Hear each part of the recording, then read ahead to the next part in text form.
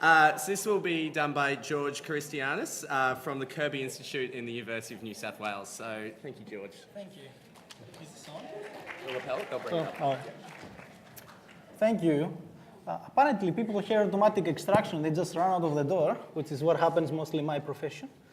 There it is. And thank you, Hamish, for pronouncing my name correctly. Not many people get that right. So, yeah, I'm going to briefly talk, because I know everyone has plans, it's Valentine's Day, for the automatic extraction of mental illnesses from domestic violence event narratives. This is done by text mining. This is the keyword, literally everyone just runs off. So before I start, I want to acknowledge our team. We're quite a few people that we're trying to solve this problem, mainly the extraction of information for the police narratives. We are covering a variety of fields, as you can see. Me, I'm just highlighted there, just in case. My name is confusing. So a bit of background for the domestic violence. Some other presenters have touched this issue quite a few times yesterday and today, so I'm not going to bother to say that it's one of the most important problems we face right now, unfortunately, and that there are quite a few people affected by it with, sadly, tremendous consequences, health and economic ones. So just in Australia, based on one report that came out in 2016, the cost of violence against women and their children, the name goes, showed that 22 billion have been spent for the effects of domestic violence. Additionally, a recent report from the Australian Institute of Health and Welfare showcased that 1 out of 6 women and 1 out of 60 men experienced physical and sexual violence, averagely. And unfortunately, there is also one woman is murdered every week, in average, based on the latest research statistics that they have conducted. However, domestic violence has a complicated relationship with mental illnesses. We've been hearing terms being thrown around, worldwide about psychosis, schizophrenia, anxiety disorders, bipolar disorders, but still it's not quite clear what leads to what. Particularly the violence against individuals with mental illnesses is an under-researched public health problem. So most of these people are actually in greater risk of victimization when you compare them to populations that they don't have mental illness. Especially men and women with severe mental illness are at the risk of 2 to 8 times more, and they are more likely to experience as well ill health. The estimates of domestic violence are between 22 and 76%, depending on the definition of the severe mental illness, the time frame examined, and the type of victimization that has occurred. So the police data themselves now. So the police data, they've been compromised by, let's say, 2 components. The first one is what we call the standardized information for the domestic violence events. These are called the fixed fields. They contain demographic information, such as indigenous status, location, postcode, if weapons used, and more. Additionally, the police officers, they have to write unstructured descriptive narratives. Now, these narratives, they contain lots of text, and also they include a wealth of information, such as vulnerable groups that the victim or the offender might belong to, any mention of mental health illnesses, possible motivations or what caused the domestic violence event, any abuse types that have occurred, such as he punched me, he scratched me, etc., and any outcomes like the victim required immediate hospitalization and more. Now, all this recording of this information for domestic violence events results in millions of recorded events, which in sequence results to vast amounts of unstructured text. However, this text now is impossible for manual reading and inspection if you want to do it on a bulk. If there are millions of documents laying there with, in theory, quite a level of detail regarding the occurred domestic violence event, then frankly, it's an impossible task. And that's why there is a need to develop automated tools that can capture information from this data. Is it working? No?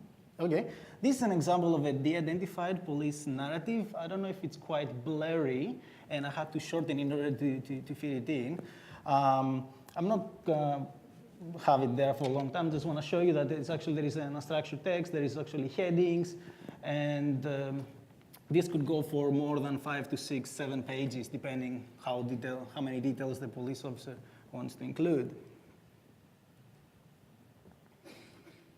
So a recent paper on 2014 from Boxer said there is no systematic way to extract information from these police narratives other than by manual review. And I guess that's why I'm here. Because text mining can come to the rescue. So people are using these terms text mining. So what is text mining? Text mining is the identification of targeted information from unstructured data. Now, what is unstructured data? Anything basically that is text. It could be clinical narratives, health records, books, epidemiological studies. Text mining is based on how we write language, basically, our language patterns, and it takes consideration the context, the ambiguity of words, our syntax, and our grammar. There are quite a few studies that have proven that text mining is feasible, and there are a few references there. Yeah. So why do we need text mining, though? It's all good, but so what text mining can do? A human will never be 100% accurate when faced loads of data. Never. So if I had to give someone and even pay him a big sum of money, and I say, okay, go and mine 100 million police event narratives and find me the mental health disorders, I guarantee within 100 he will be bored. He will be bored, he will be tired, or unmotivated, no matter how much you're going to pay him. So that is prone to lead to mistakes. And that's why text mining can be less laborious, less time-consuming, and no one gets tired except the text miner who has to create the system from scratch. So if it's done correctly, you can process loads of data in a very short amount of time. So for example, as well, text mining can help us filter any noisy data. So I've been talking about mental health illness and from police narratives, and we try to automatically extract them. So these are some examples that text mining would not extract. So text mining is not Control-F, it's not an elaborate Control-F search. Negated cases such as the person of interest denied any mental health problems, any hypothetical inconclusive cases, he did not display any signs or gave any indication that he used to commit or had attempted to commit self-harm. Any misspellings and typographical errors, such as victim I suffers from psychosis. I guess that person was a fan of iPhone or something, because I've seen that mistake quite a few times. So what is the aim of this project? We want to design, or we wanted to design because we've done it, and implement a text mining system that can extract mental health illnesses for both offenders and victims from domestic violence, police event narratives. And I just checked in last minute that we managed to extract as well victim injuries and abuse types. Although that's on the title mental health illness, you get more data and more results today. So at the end, we want to create a combined curated data set that will combine the standardized information, which I mentioned before is the fixed fields, as well with the extract information that we have produced. Now, this data set will give us the ability to create various research questions that we can analyze and answer, such as creating a predictive model for recurrent domestic violence events, profiling certain types of offenders and victims, predict the escalation of domestic violence events, something that starts very simple from a punch and a scratch, unfortunately leads to, I don't know, a planned murder. So this is our data. We managed to get 500,000 of domestic violence event narratives from the police, the New South Wales Police Force, and that includes people with record in the system between January 2005 and 2016. The study obviously includes both victims and offenders, and the respective standardized police data, the fixed fields as I mentioned, was almost 1,100,000. Any events with young offenders or underage perpetrators, any events that include sexual assaults, stalking, and harassment were denied. So this is strictly for physical assaults only and for adults. Now, how do we know what to identify is correct? This is in layman terms, and probably If there is anyone here who has done text mining, they might find it a bit oversimplified, but that's the point. So what we want to do is we use domain experts. So we use their head as the knowledge. These experts now review a sample of these narratives, and they decided what should be extracted. So this leads to what we call the gold standard. Based on the gold standard, we put it in the text mining framework and we create our system or our methodology. And we constantly train it until we reach satisfactory results or our performance is good enough to extract this information. Then, in order to evaluate, you do the same process, but we just get the results back. So we don't cheat and go back to see what happens. Now, if your results return a very good evaluation, let's say above 80%, then that means your system worked because these are data that you haven't seen before, except the domain experts. So method one, don't be scared. This is just not going technical here, no numbers, nothing. So the method one includes what we call the dictionaries. So dictionaries, they just contain various terms that we want to extract. These were manually crafted for especially the mental health illnesses. We took the official names from the International Classification of Diseases, number 10. And then we added any common misspellings that we have encountered in a sample of police reports, such as Asperger's, schizophrenia, any abbreviations as well, official or unofficial, synonyms, and any descriptive sentences. So most people will say heard voices, which could be an indication of a particular mental disorder, etc. Now, the second method is we combine our dictionaries with what we call rules. So what are rules? And this is basically the skeleton, the exoskeleton of our approach. Rules are based on common lexical partners that we encounter in text. For example, victim suffers from anxiety. Victim suffers from, that's a common lexical partner that was encountered quite a few times in the police narratives. The dictionary goes in the place where anxiety is and tries to find all the terms that we have included as a mental health disorder, an abuse type, or a victim injury. These rules, they were created to extract the victim injuries, abuse types, and mental health illnesses were used through a text processing environment called GATE, which stands for General Architecture for Text Engineering. After we extract these mentions for mental health illnesses, we map them to the official terms in ICD-10, because sometimes I said we extracted synonyms, misspellings, that they are not inside the ICD-10. So we use a domain expert in the field of psychiatry. So when we were not sure where these mentions will go, he mapped them for us. So ICD-10 has quite a few levels of classification. I think the maximum is 4. We use 3. Level 1, which contains the most generic levels, such as an example here, schizophrenia, schizotypal, delusional, and other non-mood psychotic disorders. Level 2, which is a bit more specific, and level 3. In the parentheses is the number of categories we have included in our system. Any cases that were very difficult, they were involved, as I mentioned earlier, to new categories in level 1.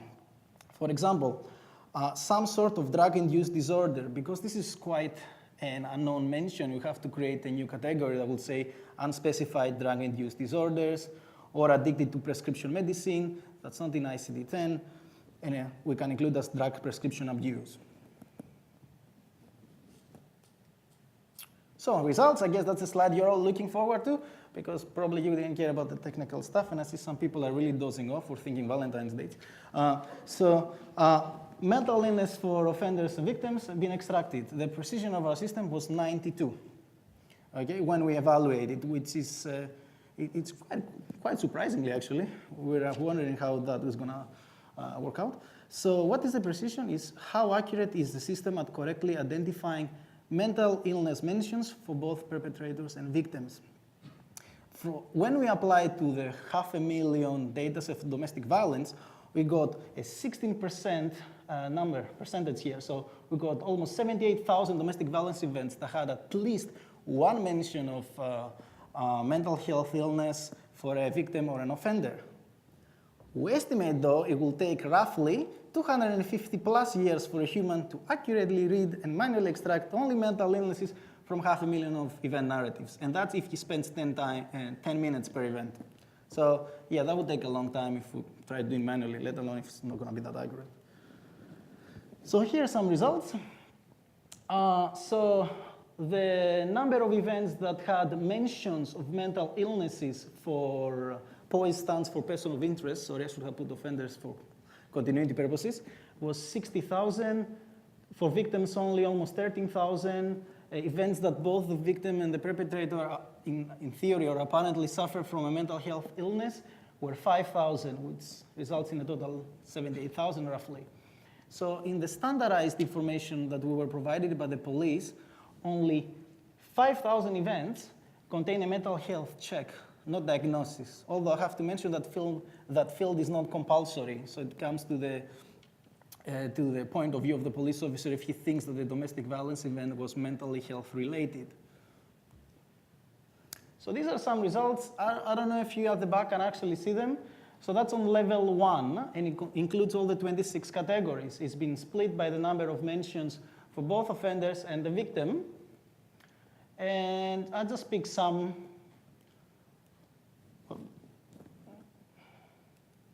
Okay, some results to talk about. So the first one, surprisingly or not surprisingly, depending on your point of view, was the mood affective disorders, which includes depression and like bipolar disorder. Intentional self-harm was quite high. As well, disorders of adult personality and behavior, and the more low you go in terms of frequency, the more specialized the categories are. In level 2 is where things are getting more interesting, and I'm pretty sure some of you who probably don't have a background in psychology or psychiatry, you might recognize some of these disorders that they're on the news or on the media. So alcohol abuse ranked quite high, especially for offenders. Specific personality disorders, which is a group, and this one will appear in level 3, more specialized. Persistent mood disorder. Also, there's quite interesting, there is cannabis abuse, obsessive compulsive disorder, dementia. There is all sorts of things here that have appeared in the police narratives, which shows you that there is probably a high level of specific information hidden there. I mean, if we check, if we check level 3, you can see there is all sort of interesting things to talk about. There is, my personal favorite is the oppositional defiance disorder.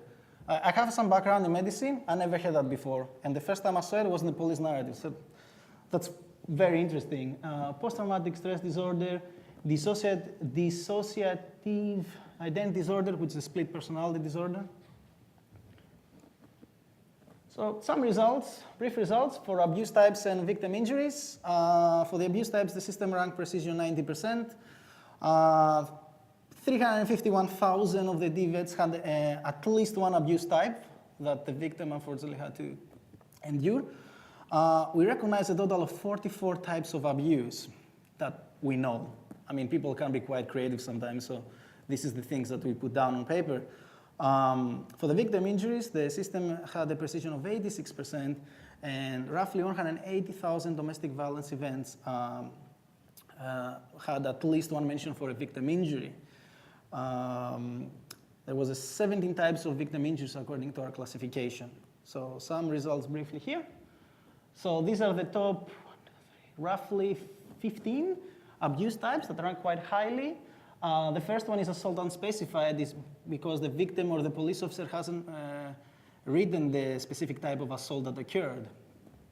However, as you go further down, you see all sorts of abuse besides the common punching, intimidation, that includes as well physical threats, physical explicit threats for sexual assault or further harm or harm to a third person, scratching, slapping, choking, and the more, as I said, for the previous results, you go further down, the more specific the type of abuse is, like burning, hitting with a belt, caging, lunging, stabbing, or the stabbing might be further up, I can't remember.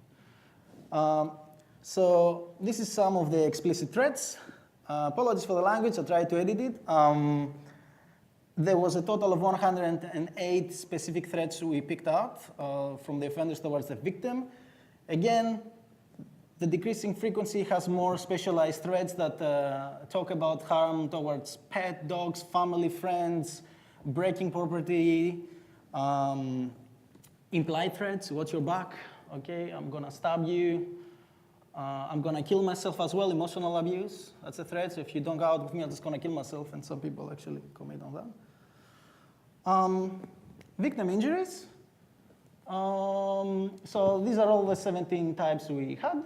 Number one was the bruising, which is not surprising, and then we have cuts, swellingness, soreness, fractures, bite marks, burn marks, broken tooth, tear of nails. I've heard some, yeah, no, but it's quite low, this one.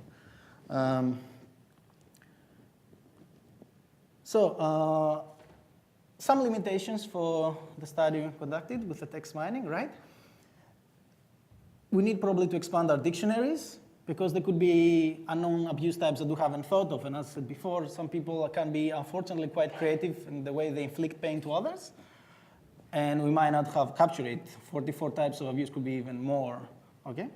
And as well, we might need a larger variety of injury types. So these injury types that we included, they were mostly grouped, you know, cuts, burn wounds, and various types of traumas.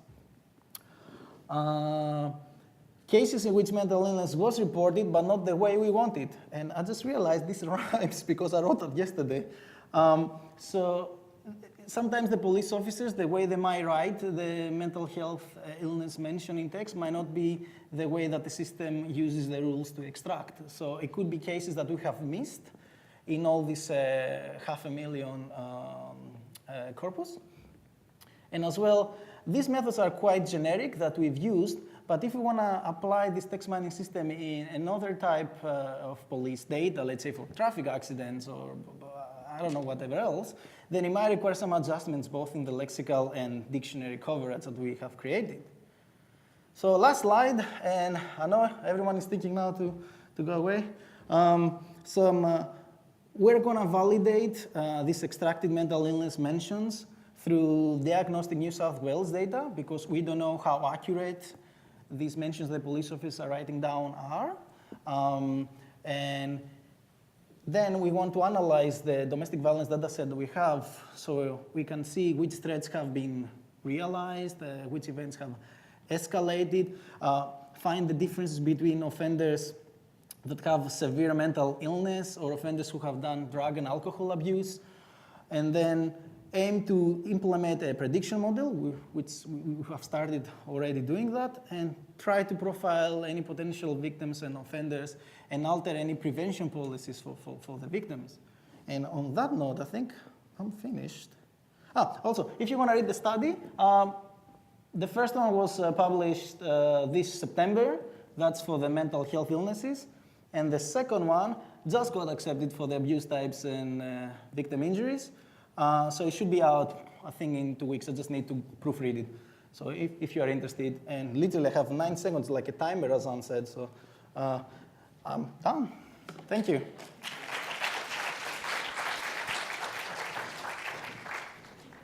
All right. Because you have perfectly kept the time, we do have time for questions. Oh, awesome. Do we have anyone? Yep. Just over here. Time to get roasted.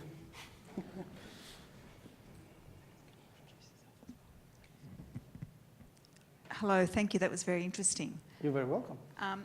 I was just wanting to know a little bit more about what you did or what you might be about to do, I'm not sure which, in terms of just checking the reliability of what the text mining is actually doing. So, so obviously you had those experts sort of helping you with what to search for, but I'm just wondering, after all that, did you go back and get a sample of police narratives and run your software on that sample and see if they picked up the same, just sort of reliability testing? Yeah. So to answer to your question, I don't know if can I go back on this? Yeah, I think you can. Oh, that will take time. You really need to press it hard. So regarding the reliability, so not to lose time, this is what we call the evaluation, right? So this is where we took a completely random sample after we built our system, and with the dictionaries, with the experts, and we applied, and the expert had seen the example, but I haven't. So then the system returned the results, and it came back 92% precision. So obviously we missed 8%. Now, if I had gone to the whole corpus now of the 500,000, unfortunately the police was quite limited in the access. So they're giving us a specific time frame to develop the system, and me being on site because of confidentiality, sensitivity issues. So I wasn't able to go back after like once I performed my extraction, they said, that's it. I would love to go back for obviously scientific research purposes, but I understand, they feel uncomfortable with this type of data. But this is a very good indicator why the system works. It wasn't something that we developed, most companies do that in a month. It took a year of planning and writing it. So it's quite accurate, but also generic, so it doesn't pick up rubbish. It will pick the things we told it to do. And the precision was 92% because it just missed things. It didn't pick up wrong things, it just missed stuff, which is better to miss stuff in my book rather than say, this person suffers from Mars. And you're like, okay, what is that, why it picked up? I don't know if I answered your question accurately. That makes sense. That's fine, thank you. You're very welcome. Yep, we've got another question in the middle here.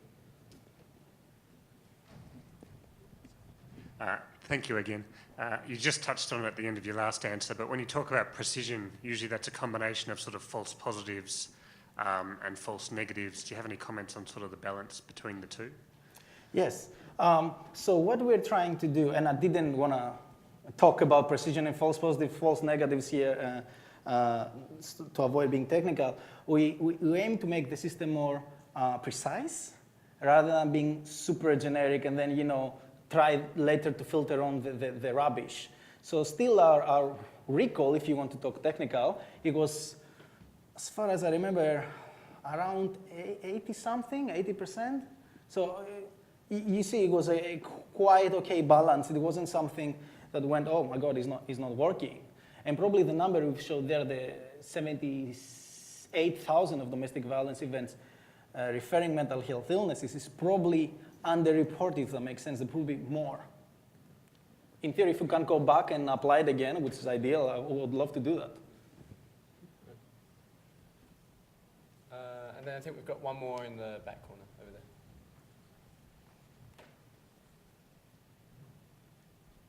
Cheers. Just quickly, I assume the information you have there has been made available to the New South Wales Police or the law enforcement agency that you're concerned with there. What has been the response what's been the response from the agencies? From the New South Wales Police Force?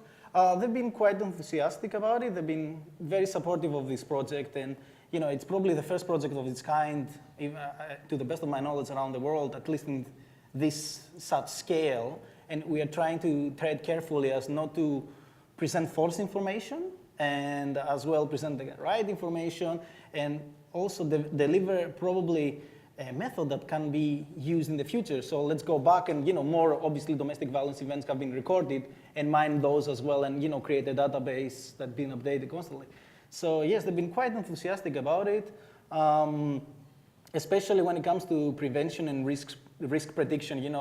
When they respond for someone, what's the possibility of this person being, having mental health issues and acting in a specific way towards the police officers or the victim. So we are going towards that side of this. All right, I think people are coming in from the other session, so I'll leave it there. So thank you very much, George. And can you also thank all the speakers we had in this session?